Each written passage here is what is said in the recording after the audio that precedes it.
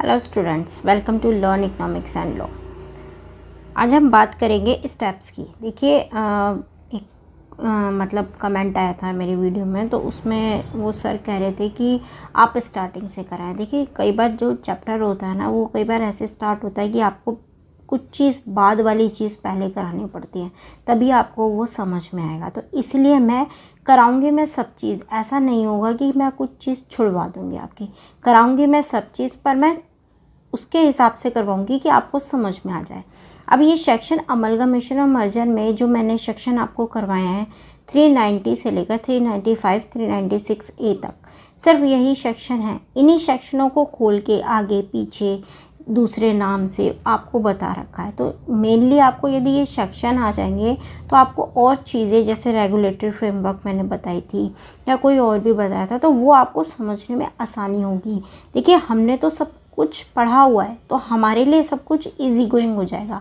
पर यदि हम चैप्टर के शुरू से कि जी आज ये मॉड्यूल है और यहाँ से ये चैप्टर शुरू हुआ है, अब पहला पेज हम आज करेंगे, दूसरा पेज हम कल करेंगे, ऐसा नहीं होता है। तो कई बार क्या होता है ना, आपको समझने में दिक्कत होगी नहीं। तो हमें तो क्या है, हमें तो समझाना है। रेगुलेटरी फ्रेमवर्क में पहले समझाती थी, पर वो नहीं होता। ठीक है, तो पहले सेक्शन आप समझिए, तभी आपको समझ में आएगा ना कि वो जो फ्रेम कह रहा है वो किसके रिगार्डिंग कह रहा है, किन सेक्शंस के रिगार्डिंग कह रहा है।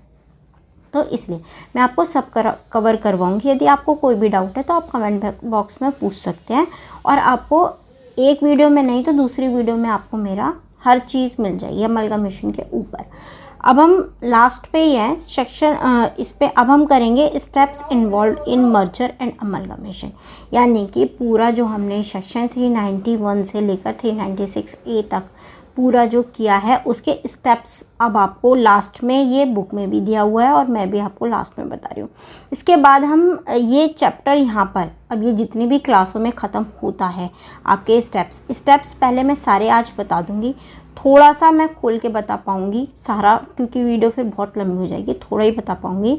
जितनी भी वीडियो में ये कवर होगा, ये टॉपिक ख़त्म होने के बाद आपका मेन जो अमलगमेशन और मर्जर का है वो कंप्लीट हो जाएगा। उसके बाद हम जो आपके मॉड्यूल में फर्स्ट चैप्टर दे रखा है कॉन्सेप्ट, वो मैं आपको समझा दूँगी जितनी भी क्लास में वो ख़त्म होगा। ठीक है, तो आपका अमलगमेशन मर्जर में कोई ऐसी चीज़ नहीं बचेगी जो आपकी रह गई हो।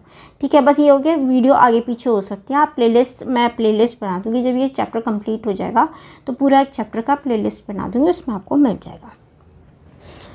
अब हम बात करते हैं process of merger and amalgamation की। जो हमने सेक्शंस में पढ़ा है वही हम प्रोसेस में अब स्टेप दे रखे हैं, वो हम करेंगे। तो पहला है check memorandum whether it authorised merger और नॉट। ठीक है, यदि ये देखिए एक शब्द होता है MOA, शायद आपको पता होगा, मेमोरेंडम ऑफ आर्टिकल एसोसिएशन। ठीक है, मेमोरेंडम ऑफ एसोसिएशन। ठीक है, MOA जिसकी फुल फॉर्म है, उसमें होते हैं क्लॉजेस। MOA बहुत इंपॉर्टेंट पार्ट होता है कंपनी का। यदि कोई भी MOA बताता है कि कंपनी फ्यूचर में क्या क्या काम करेगी, किस किस तरीके से करेगी, सब कुछ डिफाइन होता है MOA में, मेमोरेंडम ऑफ एसोसिएशन में। कंपनी के ऑब्जेक्ट क्लॉज सब एक क्लॉज होता है ऑब्जेक्ट क्लॉज, उसमें जो जो कंपनी काम करेगी वो सब मेंशन होता है। फ्यूचर में कंपनी जो भी काम करेगी, जो भी उसके ऑब्जेक्ट होंगे या जो भी उसने काम करना है, वो सब लिखे होते हैं। यदि कंपनी उसके बाहर नहीं जा सकती, जो MOA में लिखा है ऑब्जेक्ट क्लॉज में, उसके बाहर कंपनी नहीं जा सकती, तो आपको ये चेक करना है कि MOA के ऑब्जेक्ट क्लॉज में ये बात मर्जर और अमलगमेशन की लिखी है या नहीं लिखी है। यदि कंपनी के MOA यानी कि मेमोरेंडम ऑफ एसोसिएशन में के थर्ड है क्लॉज, ऑब्जेक्ट क्लॉज थर्ड है, शायद चेंज ना हुआ तो थर्ड क्लॉज में, अब ऑब्जेक्ट क्लॉज में चेक करोगे कि कंपनी की पावर भी है अमलगमेशन मर्जर करने की या नहीं है, और यदि नहीं है तो आपको ये ऑब्जेक्ट क्लॉज में चेंज हो जाते हैं। वो मॉडिफिकेशन करना होता है, उसका प्रोसेस होता है, वो आपको अपनाना पड़ेगा। तो फर्स्ट स्टेप में क्या होता है, check memorandum whether is it's authorised और नॉट, यानी कि आपको पहले सबसे पहले करने से पहले दोनों कंपनी, ट्रांसफरर और ट्रांसफरी कंपनी के MOA चेक करने हैं कि ऑब्जेक्ट क्लॉज में मर्जर एंड अमलगमेशन लिखा भी है या नहीं, और यदि लिखा है तो ठीक है, और यदि नहीं लिखा है तो वो आपको चेंज करना पड़ेगा। ठीक है, फिर सेकंड स्टेप है, ये चाहे आप किसी अपने नोट कर सकते हैं स्टेप, ऐसे बुक में है, कोई ऐसी दिक्कत वाली बात नहीं है। समझने वाला मेन काम होता है कि आप समझ लीजिए कि कौन सा स्टेप कहाँ पर कह रहा है। यदि समझ लिया तो आपको वैसे ही क्लियर हो जाएगा। फिर कन्वेन ए प्रिलिमिनरी बोर्ड मीटिंग, एक मीटिंग रखी जाएगी। उसके बाद आपको prepare valuation report and swap ratio prepare करनी है। उसके बाद प्रिपरेशन ऑफ स्कीम ऑफ अमलगामेशन, जैसे हमने पढ़ा है कि जो पूरी स्कीम है वो प्रिपेयर की जाएगी। उसके बाद convene a board meeting to approve the scheme valuation report and swap ratio की जो है वो एक मीटिंग रखी जाएगी। लोग जो होते हैं ना कंपनी में, वो डिसाइड करते हैं चीज़ों को। तो अब पहले अपनी कंपनी में तो वही वाली बात है ना, कोई डिसीजन लेना है तो पहले अपने घर के मेंबर को तो बता लो कि भाई हम ये करने जा रहे हैं फ्यूचर में, तभी तो आप बाहर के किसी मेंबर्स को उनकी रजामंदी पूछोगे या कुछ भी सलाह मशवरा कुछ भी लोगे, पहले अपने घर के मेंबर से तो पूछोगे। तो बोर्ड मीटिंग रखी जाती है, यानी कि कंपनी के लोगों को बताने के लिए कि जिन लोगों ने बैठ के डिसीजन लिया उनको तो पता ही है, उसके अलावा जो और इम्पॉर्टेंट मेंबर हैं उनको भी बोर्ड मीटिंग में बताया जाए, क्रेडिटर्स मेंबर शेयरहोल्डर जो कुछ भी होते हैं उनको बताया जाए कि भैया हम ये डिसीजन लेने वाले हैं, ऐसा होगा। ठीक है। फिर board meeting, convene board meeting to approve the scheme तैयार हो गई। उसके बाद बोर्ड मीटिंग में आप अपनी कंपनी में बैठ के उसको अप्रूव करवाओगे और मेंबर्स से जिनको इनके बारे में नहीं पता, वैल्यूएशन रिपोर्ट और स्वैप रेशो को भी। Inform stock exchange before meeting and outcome of the meeting, यानी कि स्टॉक एक्सचेंज में मैंने बताया था आपको, कोई भी बोर्ड मीटिंग होने से पहले 1 महीना पहला आपको स्टॉक एक्सचेंज से, यदि लिस्टिंग कंपनी है तो एनओसी लेना पड़ेगा, वही उसी की बात ये कर रहे हैं। ठीक है। Application under clause 24 of listing agreement filing the proposed scheme of amalgamation. ठीक है। क्लॉज 24 में ऑफ लिस्टिंग एग्रीमेंट की काम करना आपको। Application to the court seeking direction to call general meeting and creditors and members. ठीक है। तो आपको जनरल मीटिंग रखी जाएगी, कोर्ट उसकी अनुमति कौन देता है? कोर्ट। जनरल मीटिंग रखी जाएगी और यदि स्टॉक एक्सचेंज को ज़रूरी है तो उसको भी इन्फॉर्म किया जाएगा। Report result of the meeting to the concern high court में जाएगी, हाई कोर्ट में जो मीटिंग हुई है उसकी रिपोर्ट जाएगी। Petition to the court for the confirmation of the scheme. ठीक है। इन्फॉर्मेशन पिटीशन जाएगी। Obtaining court order sanction the scheme, यानी कि कोर्ट उसके बाद उस स्कीम को सैंक्शन करती है या नहीं करती है, कोर्ट के ऊपर बात है। Obtaining court order sanction the scheme, filing copy of the court order with ROC. ठीक है। उसके बाद कोर्ट की एक कॉपी, ये जो मीटिंग की पूरी जो कोर्ट की कॉपी है वो उसमें जाएगी, आरओसी में जाएगी। ठीक है। उसके बाद एक मिनट, ठीक है, उसके बाद आरओसी में जाएगी।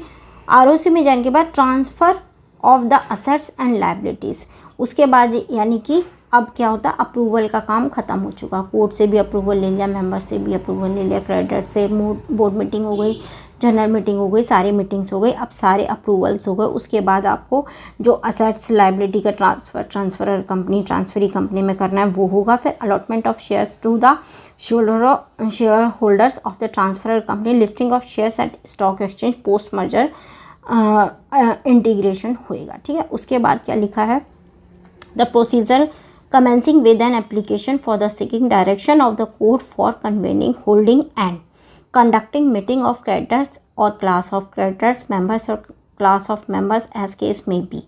The stage of the court order sanction the scheme of compromise arrangement is containing the section 391 to 395 of the Companies Act 1956 and Rule 67 and 268, Rule 67 to 87 of the companies code rule 1959। ठीक है। यानी कि सबके जो भी procedure है वो court की निगरानी में होगा, ये हमने पहले भी पढ़ा है, इसीलिए मैंने आपको सब चीज़ पहले कराई थी।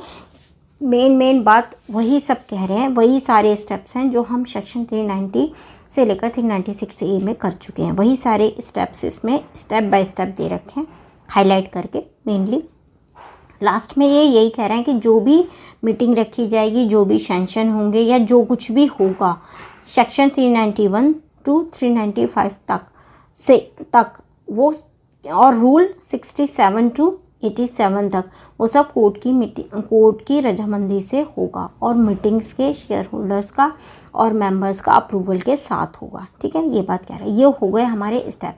अब आप इस स्टेप को चाहे लिख लो चाहे बुक में से ही कर लो, वो आपकी मर्ज़ी है, पर ये स्टेप्स फॉलो करने ज़रूरी है। अब हम करेंगे इसकी थोड़ी सी डिटेलिंग।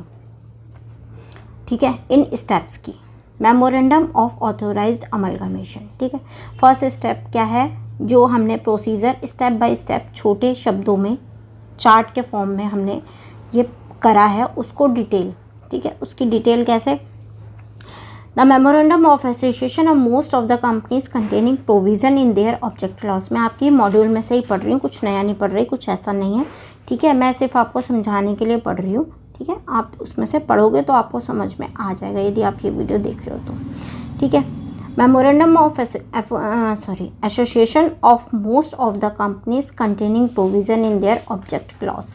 जो मैंने आपको बताया MOA का, मेमोरेंडम ऑफ एसोसिएशन का ऑब्जेक्ट क्लॉज में ये बात ऑथोराइज करना चाहिए, यानी कि ऑब्जेक्ट क्लॉज कंपनी का MOA का ऑब्जेक्ट क्लॉज ये बात कहे कि अमलगमेशन, मर्जर और टेक ओवर और सिमिलर एक्टिविटी जो हैं वो अप्रूव हैं, वो कंपनी कर सकती है, of corporate restructuring if the memorandum of a company does not have such a provision in its object clause, the company should alter the object clause। यानी कि यदि कंपनी की MOA का ऑब्जेक्ट क्लॉज ये सब बातें जो आप करने जा रहे हो, अमलगमेशन हो, मर्जर हो, डीमर्जर हो, टेक ओवर हो, समथिंग कुछ भी हो इस टाइप से जो कॉर्पोरेट रिस्ट्रक्चरिंग में आता है, कुछ भी हो, यदि वो करने की आज्ञा MOA का ऑब्जेक्ट क्लॉज कंपनी का नहीं देता है तो आप उसको, कोई ऐसे दिक्कत वाली बात नहीं है। यदि उसमें ये चीज़ मेंशन नहीं हो रखी है तो आप ऑल्टर करके उसको मेंशन कर सकते हो।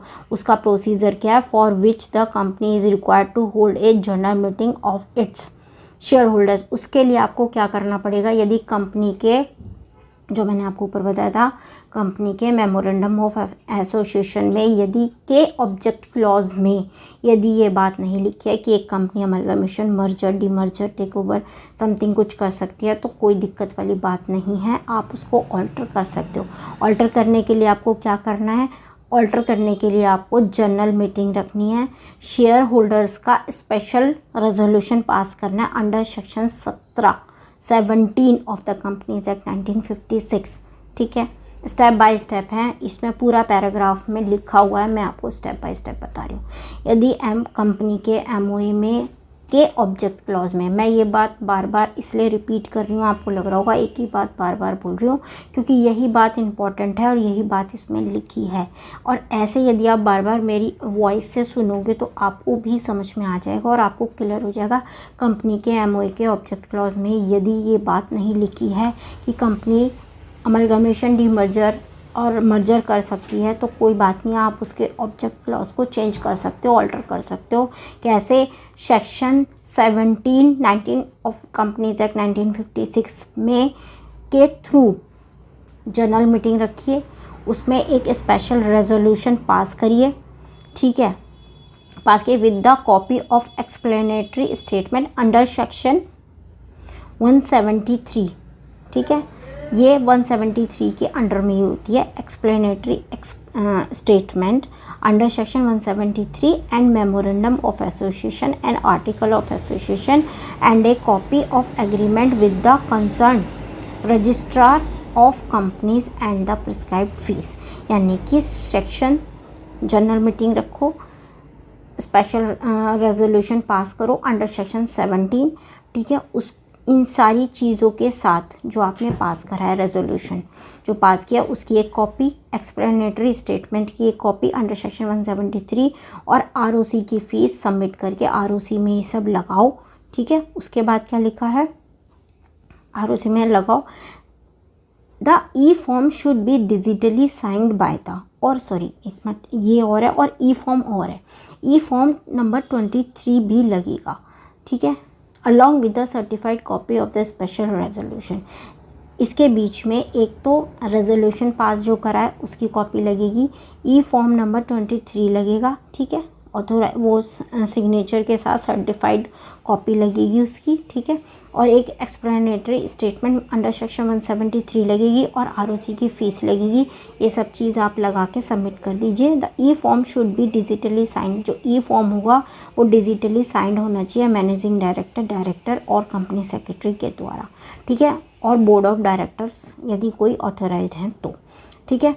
The E form should be also be certified by the CS और कॉस्ट अकाउंटेंट के थ्रू सर्टिफाइड होना चाहिए और साइन होना चाहिए, ठीक है। ये बात क्लियर हो गई आपको।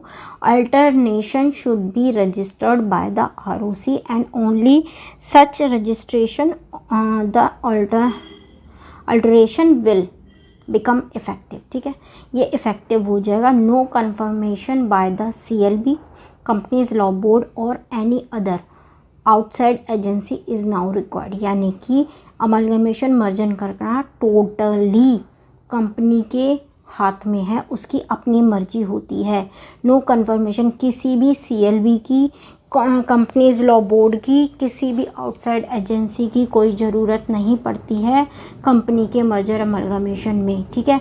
तो लिखा हुआ है आपके, यदि ये सब मैं इसलिए बता रही हूँ क्योंकि केस स्टडीज़ आ जाती हैं कई बार कि किसी आउटसाइड एजेंसी का नाम दे देंगे और आपसे पूछ लेंगे कि इनका रेजोल्यूशन, इनकी कन्फर्मेशन ज़रूरी है अमलगमेशन मर्जर में। बहुत तरीके से केस स्टडीज़ आ जाती हैं, तो इसलिए मैं बता रही हूँ क्योंकि आपके मॉड्यूल में लिखा है ये, तो आपको पता होना चाहिए। No confirmation by the companies law board और any outside agency is now required, ठीक है। द कंप्रोमाइज और arrangement should be within the power of the company and not ultra vires, यानी कि सिर्फ कंपनी की ही पावर है कि आप अपने ऑब्जेक्ट क्लॉज में चेंज करके आप अमलगमेशन भी कर सकते हो, मर्जर भी कर सकते हो, टेक ओवर भी कर सकते हो, कुछ भी कर सकते हो। किसी भी बाहर की आउटसाइड एजेंसी की ज़रूरत नहीं है। CLB बेसिकली बिल्कुल भी इस चीज़ के लिए नहीं है।